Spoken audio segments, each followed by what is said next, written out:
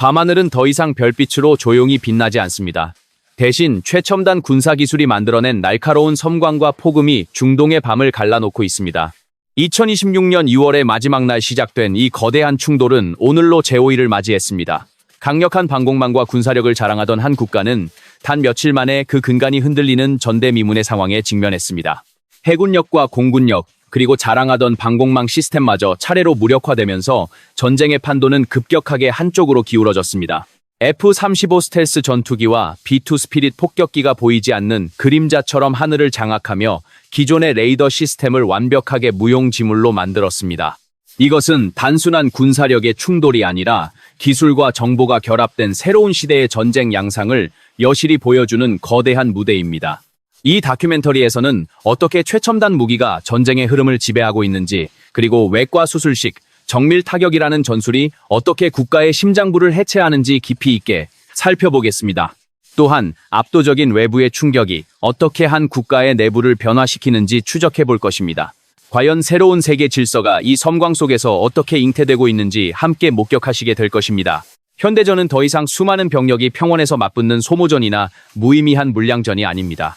이스라엘과 미국 연합군은 이번 작전에서 철저하게 계산된 외과 수술식 타격 전술의 진수를 선보였습니다. 작전 구역은 완벽하고 효율적으로 분할되었습니다. 이스라엘 공군은 지리적으로 가까운 서부와 중부 지역을 맡아 탄도미사일 발사대와 주요 지휘시설, 그리고 지하 깊은 곳에 숨겨진 전략 자산들을 정밀 타격했습니다. 반면 미군은 막강한 해상 전력과 항공력을 바탕으로 남부의 해군 기지와 방공망 시스템을 철저하게 무력화하는 데 집중했습니다. 이러한 역할 분담은 단순히 임무를 나누는 것을 넘어 실시간으로 정보를 공유하고 타격 목표를 초단위로 업데이트하는 고도의 통합 전술 네트워크를 통해 이루어졌습니다. 외과 수술식 타격이란 불필요한 민간인 피해를 철저히 배제하고 적의 핵심 신경망과 타격 수단만을 핀셋으로 뽑아내듯 끊어내는 최고 수준의 전술입니다.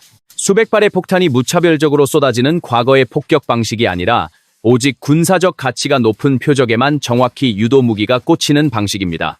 지휘부의 핵심 시설이나 은폐된 미사일 조립 공장만을 골라내어 타격함으로써 상대방의 반격 의지와 능력을 동시에 꺾어버리는 것입니다. 이를 위해 우주 궤도에 떠있는 적외선 조기 경보, 위성부터 고고도 무인 정찰기, 그리고 지상에서 활동하는 정보 자산까지 모든 것이 거대한 하나의 두뇌처럼 연결되어 움직였습니다. 특히 이번 군사작전에서 전 세계 군사 전문가들과 역사가들의 이목을 단숨에 집중시킨 결정적인 사건이 있었습니다. 바로 40여 년 만에 벌어진 유인 전투기 간의 진정한 공중전입니다.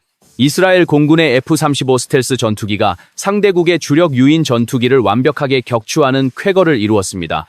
과거에도 무인 드론을 격추한 사례는 수없이 많았지만 조종사가 직접 탑승한 전투기를 공중전에서 제압한 것은 현대 스텔스 전투기의 실전 역사상 매우 드물고 상징적인 의미를 가집니다.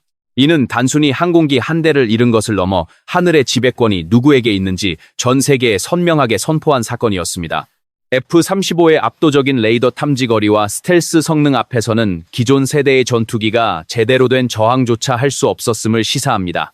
하늘의 지배권을 상실한 국가는 사실상 전쟁의 가장 든든한 방패를 잃은 것과 다름없습니다. 쉼없이 이어지는 공중급유기들의 지원을 통해 연합군 전투기들은 24시간 내내 상공을 맴돌며 그 어떤 위협적인 움직임도 사전에 원천 차단하고 있습니다. 활주로에서 이륙을 시도하는 순간 표적이 되고 방공 레이더를 켜는 순간 대방사 미사일이 날아드는 가혹하고 일방적인 전장 환경이 조성된 것입니다.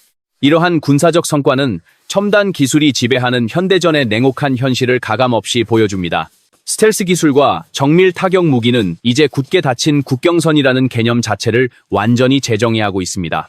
아무리 높고 두꺼운 물리적 장벽을 세워도 보이지 않는 적에게 정보통신망과 지휘신경망이 끊긴 군대는 거대한 고철 덩어리에 불과하다는 것을 이번 닷새간의 사태가 명백히 증명하고 있습니다. 방어하는 입장에서는 언제 어디서 치명적인 일격이 날아올지 모른다는 극도의 공포감에 시달리게 되며 이는 군대의 사기를 급격히 저하시키는 가장 결정적인 원인이 됩니다. 지휘 체계가 마비되고 외부와의 통신이 단절된 상태에서 개별 부대들은 방향성을 잃고 뿔뿔이 흩어지거나 고립될 수밖에 없습니다. 그렇다면 이렇게 첨단 무기에 의해 외부에서 가해지는 압도적인 충격파는 과연 그 국가의 내부 사회와 군대 조직에 어떤 치명적인 균열을 만들어내고 있을까요? 철옹성 같았던 권력의 장벽 뒤에서 사람들은 지금 어떤 생존의 선택을 앞두고 있는지 다음 순서에서 그 숨겨진 내부의 거대한 파동을 짚어보겠습니다. 외부의 군사적 타격이 국가의 물리적 인프라를 파괴했다면 내부에서 일어나는 변화는 국가의 영혼과 정체성을 근본적으로 뒤흔들고 있습니다. 가장 먼저 눈에 띄는 거대한 균열은 바로 군대 내부에서 시작되었습니다. 이 국가의 군사 조직은 크게 두 가지로 나뉘어 존재해왔습니다. 하나는 체제와 권력 그 자체를 수호하기 위해 존재하는 이념적 특수 무장 집단이고, 다른 하나는 평범한 일반 시민들로 구성된 정규군입니다. 의무적으로 징집된 청년들과 직업 군인들로 이루어진 정규군은 오랫동안 권력의 핵심에서 철저히 소외된 채 차별 대우를 받아왔습니다. 전장의 최전선에 내몰리면서도 그들이 진정으로 지켜야 할 대상이 억압적인 체제인지 아니면 고통받는 국민인지에 대한 깊은 회의감이 정규군 내부에 깊게 뿌리내리고 있었습니다.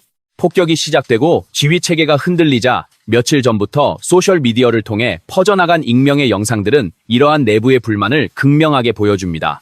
군복을 입고 복면을 쓴 한 정규군 병사는 영상 속에서 자신의 진정한 임무는 피해 굶주린 권력자들로부터 힘없는 국민을 보호하는 것이라고 당당히 선언했습니다.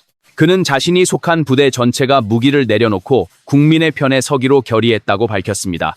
부대의 깃발을 내리고 과거 반정부 시위에서 사용되던 저항의 깃발을 막사 정문에 내건 모습은 단순한 군무 이탈이 아니라 거대한 시민 불복종 운동의 시작을 알리는 신호탄이었습니다. 상부의 명령에 맹목적으로 복종하던 군인들이 스스로의 양심에 따라 행동하기 시작한 것입니다. 군대 내부의 동요와 발맞추어 사회의 지성인들도 오랫동안 지켜왔던 침묵을 깨고 행동에 나섰습니다.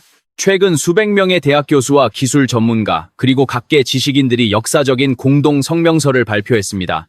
이 성명서의 핵심은 현재의 헌법과 국가체제가 더 이상 국민의 뜻을 대변하지 못하며 정당성을 완전히 상실했다는 준엄한 선언이었습니다. 그들은 국가의 헌법이란 모름지기, 국민의 보편적인 의지를 반영하는 사회적 계약이어야 한다고 강조했습니다. 지난 30여 년 동안 국민들이 헌법 개정과 민주적인 절차를 요구할 때마다 억압과 통제로 일관했던 과거를 강력하게 비판하며 이제는 평화롭고 민주적인 권력 이양이 이루어져야 한다고 촉구했습니다. 이 지식인들의 용기 있는 성명은 단순한 체제 비판을 넘어 다가올 새로운 시대의 청사진을 제시하는 지침서와 같습니다. 그들은 외부의 군사적 개입이 끝난 후 어떻게 잿더미가 된 국가를 재건할 것인지, 그리고 어떤 방식으로 진정한 국민 중심의 새로운 정부를 수립할 것인지에 대한 구체적인 논의를 수면 위로 끌어올렸습니다. 이는 총칼의 위협 속에서도 지성이 살아 숨쉬고 있으며 더 나은 미래를 향한 철학적 기반이 내부에서부터 탄탄하게 다져지고 있음을 의미합니다. 한편 쏟아지는 맹렬한 폭격을 피해 수도를 탈출하는 피난민들의 끝없는 행렬은 전쟁의 가장 가슴 아픈 비극적 단면이자 동시에 강인한 생명력을 보여주는 장면입니다. 수많은 가족들이 간단한 집만 꾸려 인접국가인 튀르키예의 국경을 향해 험난한 발걸음을 옮기고 있습니다. 하늘길이 완전히 막힌 상태에서 육로를 통한 탈출은 엄청난 위험을 동반하지만 그들은 낡은 권력의 붕괴 속에서 새로운 희망을 찾아 필사적으로 나아가고 있습니다. 이 고단한 피난길에 오른 사람들 중에는 오랫동안 이 땅의 역사와 애환을 함께 해온 연륜 있는 어르신들도 다수 포함되어 있습니다. 그들의 주름진 얼굴에는 지난 세월 동안 겪어야 했던 수많은 정치적 격변과 상실의 고통이 깊게 새겨져 있지만 동시에 다음 세대만큼은 억압 없는 자유로운 평화의 세상에서 살아가기를 바라는 간절한 염원도 깃들어 있습니다.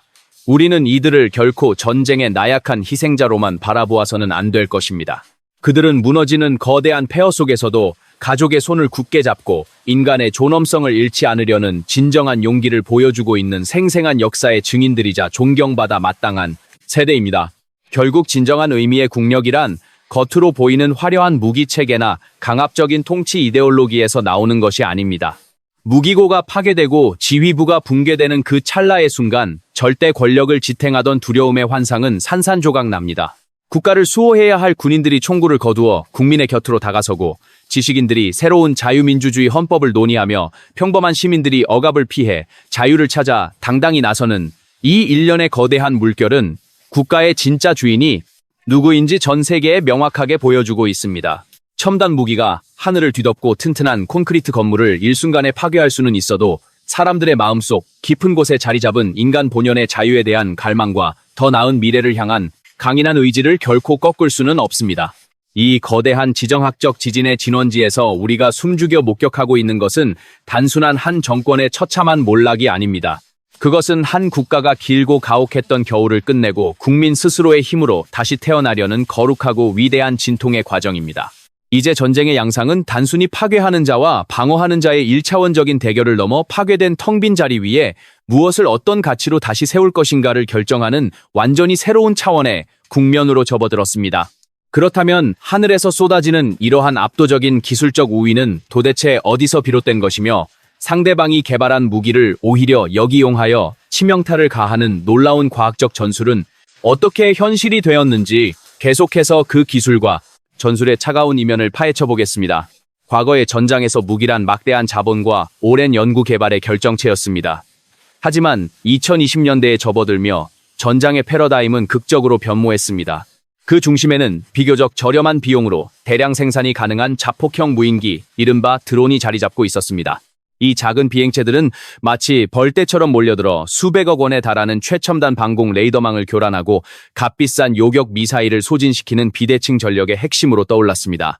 상대국은 이러한 자폭 무인기를 대량으로 운용하며 연합군의 방어망을 위협하는 가장 골칫거리로 활용했습니다. 하지만 기술적 우위를 점하고 있던 연합군은 단순히 방어벽을 높이는 수동적인 대처에 머물지 않았습니다.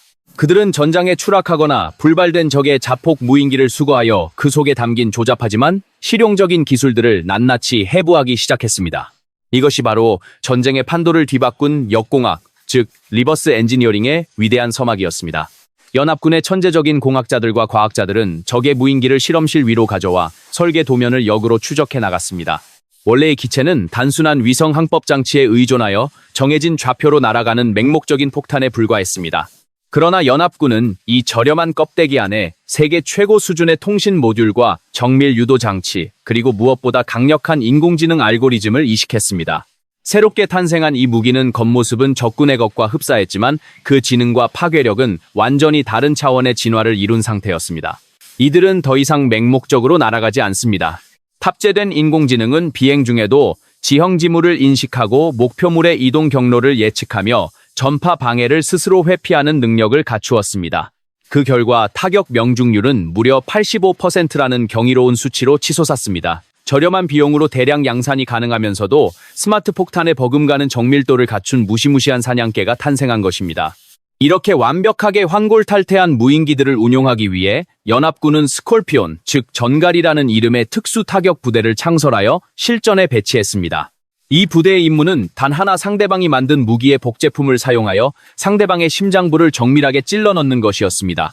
2026년 5월의 밤하늘을 가르며 날아간 수백 대의 스콜피온 무인기들은 과거 자신들을 탄생시켰던 적국의 무기 생산 공장과 지하 군수기지를 향해 쏟아져 내렸습니다.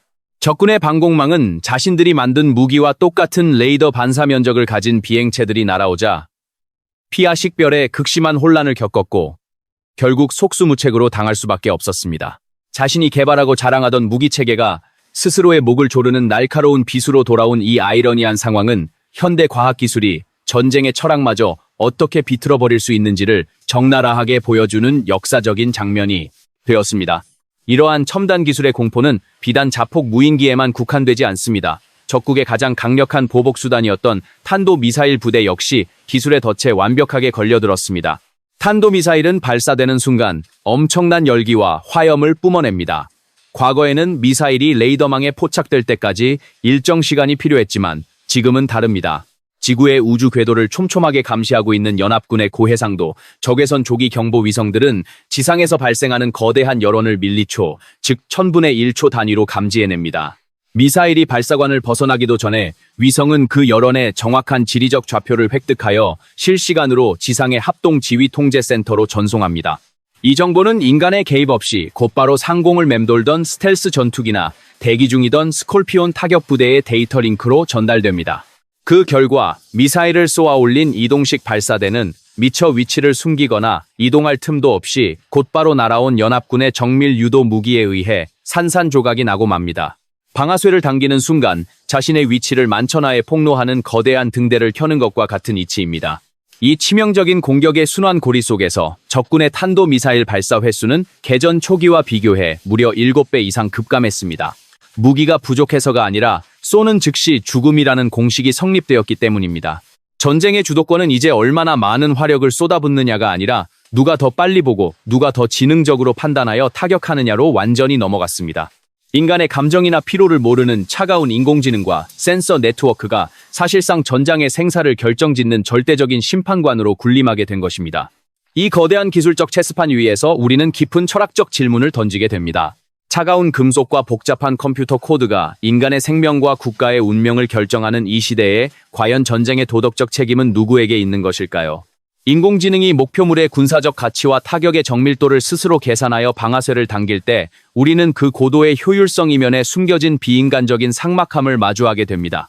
그러나 역설적으로 이러한 극단적인 정밀함 덕분에 무고한 민간인의 피해를 과거의 어떤 전쟁보다 획기적으로 줄일 수 있다는 점은 현대 군사 기술이 낳은 가장 큰 딜레마일 것입니다.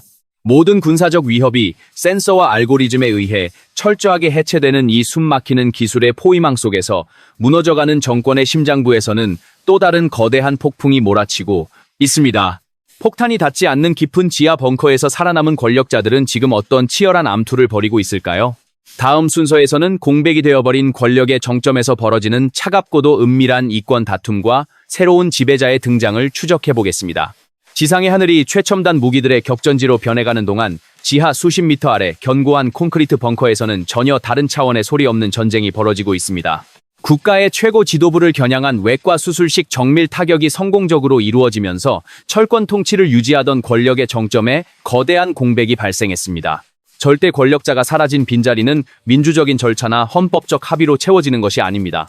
살아남은 극소수의 권력 집단과 그림자 실세들이 모여 밀실에서 은밀하고도 치열한 권력 암투를 벌이고 있는 것입니다. 이 깊고 어두운 지하에서 진행되는 권력의 승계 작업은 폭탄이 터지는 지상의 전장보다 어쩌면 국가의 미래에 더 치명적이고 장기적인 영향을 미칠 수 있습니다. 우리는 흔히 권위주의 국가의 권력이 이데올로기나 군사력에 의해 유지된다고 생각하지만 현실은 훨씬 더 복잡하고 차갑습니다. 지금 이 순간 새로운 최고 권력자로 유력하게 떠오르고 있는 인물은 군복을 입고 전장을 호령하던 장군이 아니라 최고 지도자의 그림자 속에서 오랜 세월 국가의 거대한 자본을 주무르던 은밀한 설계자입니다. 이 새로운 지배자는 과거의 지도자들처럼 대중 앞에 나서서 연설을 하거나 카리스마를 뽐내지 않습니다. 대신 그는 철저하게 장막 뒤에 숨어 국가 최고의 이익 집단과 특수 군사 조직의 돈줄을 통제하며 자신의 세력을 키워왔습니다.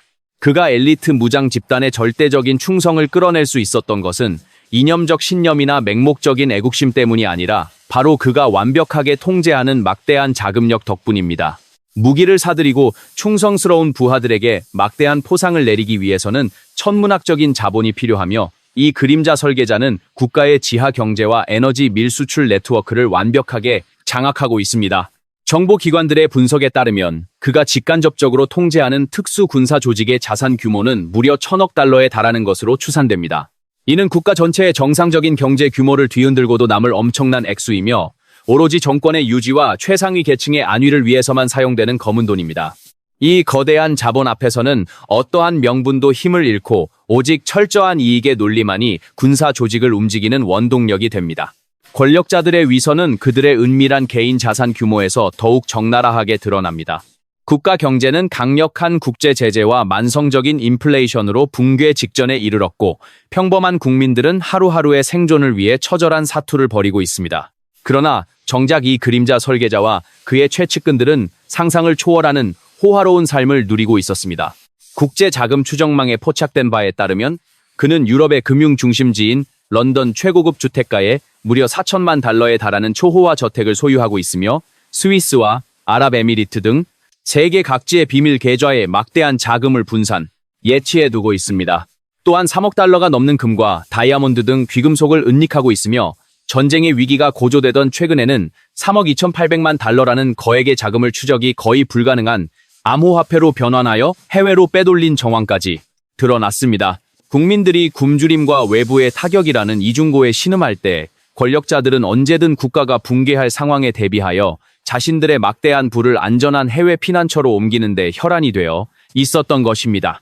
이러한 천문학적인 부의 축적은 단순히 한 개인의 탐욕을 넘어 국제사회의 어두운 이면과 깊게 맞닿아 있습니다. 강력한 국제 제재망이 가동되고 있음에도 불구하고 어떻게 이토록 막대한 자금이 버젓이 해외로 흘러갈 수 있었을까요? 그 이면에는 국가의 소중한 천연 자원인 원유를 불법적인 경로로 헐값에 사들이며 정권의 생명줄을 연장해준 거대 국가들의 묵인이 자리 잡고 있습니다. 또한 돈의 출처를 묻지 않고 비밀을 보장해주는 글로벌 금융 중심지들의 위선적인 시스템이 이 거대한 돈 세탁을 가능하게 만들었습니다. 겉으로는 인권과 평화를 외치면서도 뒤로는 막대한 검은 돈을 받아들이며 경제적 이익을 챙기는 국제 금융 네트워크의 공모가 없었다면 이 거대한 그림자 제국의 탄생은 불가능했을 것입니다. 국가의 부가 소수의 권력자와 외부의 공모자들에게 철저하게 수탈당하는 동안 그 무거운 짐은 오롯이 텅 빈 국고와 폭격의 공포를 맨몸으로 견뎌야 하는 힘없는 국민들의 몫으로 남겨졌습니다. 이 참담한 현실은 우리에게 국가의 진정한 안보와 번영을 위해 무엇이 가장 중요한지 날카로운 질문을 던집니다. 한 국가가 완전히 무너지는 결정적인 순간은 외부에서 날아온 최첨단 미사일이 심장부를 타격할 때가 아닙니다. 그보다 훨씬 앞서 권력자들이 재무적인 투명성을 잃고 국가의 부를 사유화하며 지하 경제의 거미줄 속으로 숨어버릴 때 이미 국가는 안에서부터 썩어 들어가며 돌이킬 수 없는 붕괴의 길을 걷기 시작하는 것입니다. 아무리 겉으로 강력한 첨단 군사력을 자랑하고 철통 같은 방위태세를 선전하더라도 그 군사력을 유지하는 자본의 흐름이 불투명하고 극소수의 이익만을 위해 복무한다면 그것은 모래 위에 지은 성에 불과합니다. 결국 부패한 권력의 민낯을 드러내는 가장 확실한 지표는 그들이 어떤 무기를 가졌는지가 아니라 그들의 자금 장부가 얼마나 투명한가에 달려 있습니다. 그들의 금고가 텅 비고 이중성이 만천하에 폭로되는 순간 권력을 지탱하던 두려움의 장막은 순식간에 걷히게 됩니다.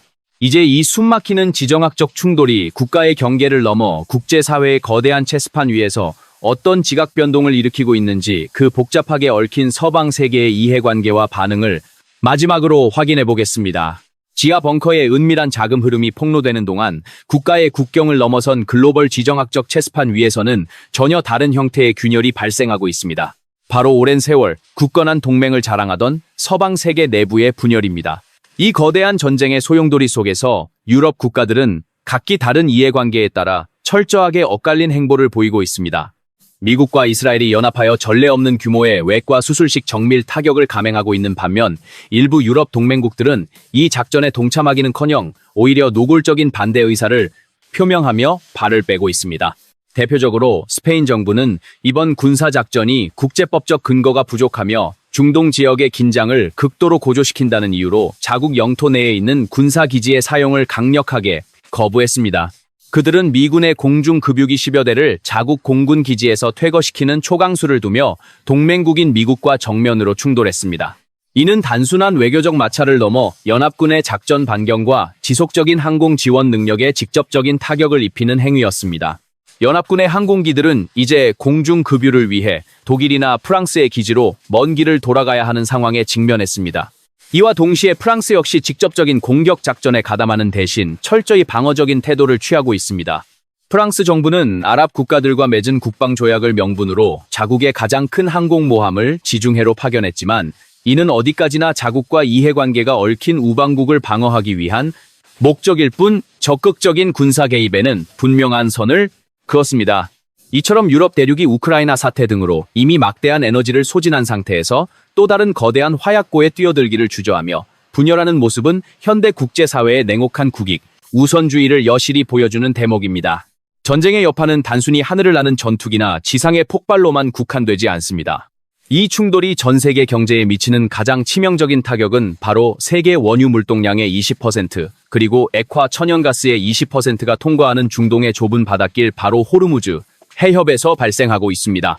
언론에서는 무력 충돌의 위협으로 인해 해협이 전면 봉쇄되었다고 보도하지만 그 이면의 메커니즘을 자세히 들여다보면 해협의 통행을 가로막은 진짜 주체는 총을 든 군인이나 바다에 뿌려진 기뢰가 아니라 세련된 정장을 입은 런던의 금융업자들과 보험업자들입니다. 현대 해운 산업의 구조상 수천억 원에 달하는 상선과 화물이 전쟁의 위험이 도사리는 해역을 통과하기 위해서는 반드시 전쟁 위험 보험과 그 배후의 두터운 재보험 네트워크에 가입해야만 합니다. 그러나 런던에 위치한 7개의 주요 글로벌 보험 회사들이 해당 해역의 위험률이 통제 불가능한 수준으로 상승했다고 판단하여 보험 증서 발급을 전면 중단하자 거대한 유조선들은 단 한 발의 직접적인 경고 사격이 없었음에도 불구하고 스스로 엔진을 끄고 바다 한가운데 멈춰서야만 했습니다. 보험의 보호막이 사라진 배는 결코 위험지대로 진입할 수 없기 때문입니다. 이는 우리에게 매우 중요하고도 서늘한 지정학적 통찰을 제공합니다.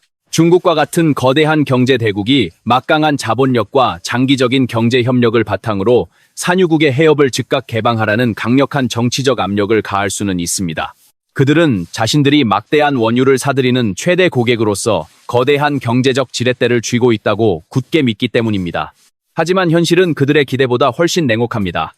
중국의 그 어떤 경제적 협박이나 정치적 압박도 런던의 유서 깊은 보험 시장을 강제로 움직일 수는 없습니다. 보험 시장은 특정 국가의 정치적 명령이나 지정학적 이데올로기가 아니라 오직 철저한 확률과 위험 평가라는 지극히 수학적이고 자본주의적인 논리에 의해서만 작동하기 때문입니다. 선박이 침몰할 확률이 수용 가능한 범위를 넘어섰다고 판단되는 순간 자본은 차갑게 등을 돌립니다. 결국 피튀기는 전장 이면에서 글로벌 공급망의 목줄을 쥐고 있는 것은 눈에 보이는 지정학적 영토나 군함의 숫자가 아니라 보이지 않는 곳에서 전 세계의 위험을 거래하고 분산시키는 거대한 금융 및 재보험 네트워크라는 사실이 명백하게 드러난 것입니다. 지금까지 우리는 5일 동안 벌어진 이 숨막히는 지정학적 충돌을 추적하며 현대 국가의 운명을 결정짓는 세 가지 거대한 기둥을 목격했습니다.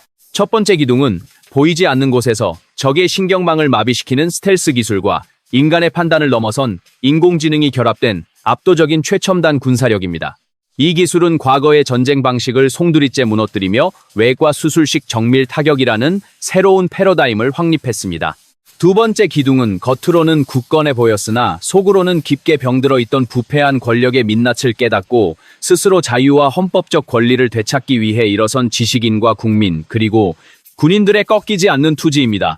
진정한 국가의 힘은 강압적인 통치에서 나오는 것이 아니라 국민의 자발적인 지지에서 비롯된다는 평범한 진리를 우리는 다시금 확인했습니다. 그리고 마지막 세 번째 기둥은 총탄 한 발 쏘지 않고도 전 세계의 물류와 경제를 차갑게 통제하는 거대한 글로벌 금융 자본과 보험 네트워크의 냉혹한 힘입니다. 이 세 가지 요소가 톱니바퀴처럼 정교하게 맞물려 돌아가면서 한때 중동을 호령하던 거대한 철권 통치 국가는 껍데기만 남은 채 허무하게 무너져 내리고 있습니다. 역사는 언제나 우리에게 분명한 교훈을 속삭이고 있습니다. 국가의 진정한 안보와 영속적인 평화는 결코 높게 쌓아 올린 폐쇄적인 국경선이나 억압적인 체제, 그리고 극소수 권력자의 은밀한 스위스 비밀 계좌에서 탄생하지 않습니다. 진정한 번영과 힘은 과학기술의 발전이 인류를 파괴하는 대신 자유를 수호하는 방향으로 올바르게 사용될 때, 그리고 맑고 투명한 경제 시스템과 국민의 자발적이고 민주적인 합의가 국가의 든든한 초석이 될 때 비로소 그 완전한 모습을 드러낼 수 있습니다. 첨단 폭탄이 휩쓸고 지나가 잿더미로 변해버린 전장의 폐허 위에서 사랑하는 가족의 손을 잡고 국경을 향해 피난길에 오른 사람들의 발걸음은 비록 고단하고 무겁지만 그들이 최종적으로 도달하고자 향하는 곳은 낡은 이념의 사슬이 영원히 끊어진 새로운 자유와 희망의 땅일 것입니다. 이 거대한 세계사의 변곡점을 마주하며 여러분은 어떤 생각을 하셨습니까? 여러분이 생각하기에 한 국가의 운명을 결정짓는 가장 중요한 요소는 무엇입니까? 보이지 않는 하늘에서 치명적인 타격을 가하는 최첨단 무기입니까? 아니면 무너지는 억압적인 체제 속에서도 결코 희망을 잃지 않는 국민의 마음입니까? 그것도 아니면 전 세계의 자본과 물류의 흐름을 쥐고 흔드는 국제적인 경제 압력 중 무엇이라고 생각하시나요? 댓글로 여러분의 소중한 의견을 남겨주세요.